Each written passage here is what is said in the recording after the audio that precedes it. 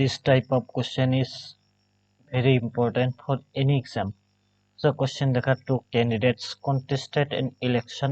One got 55% of valid votes. This point to be remembered. Etu monot rakhibo lagibo. Votes and 20% votes were invalid.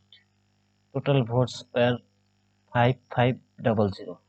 Then how many votes the other candidate get? তাৰমানে এখন নিৰ্বাচনত দুজন প্ৰাৰ্থীয়ে প্ৰতিদ্বন্দ্বিতা কৰিছিল।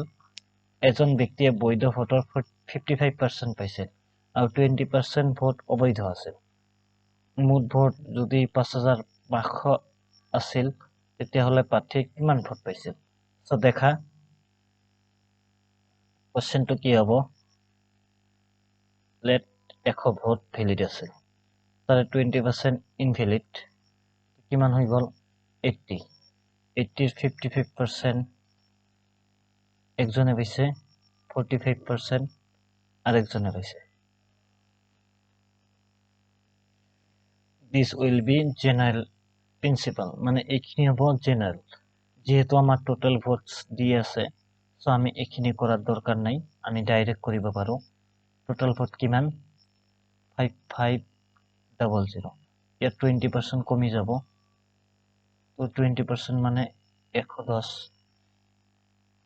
তো 20%,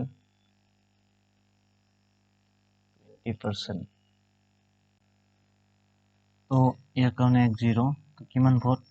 110 vote কমি যাব।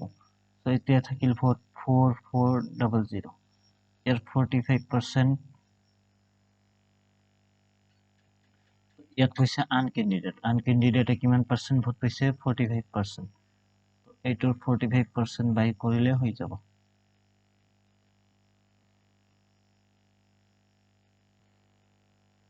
পাঁচ চাৰি 20, 5 4 20, 220, 4 4 গুণ 16, 4 4 গুণ 16 কে 17। সো কিমান হ'ব? 0891। ইয়াৰ এনসাৰ হ'ব 1980। This will be the answer, 1980।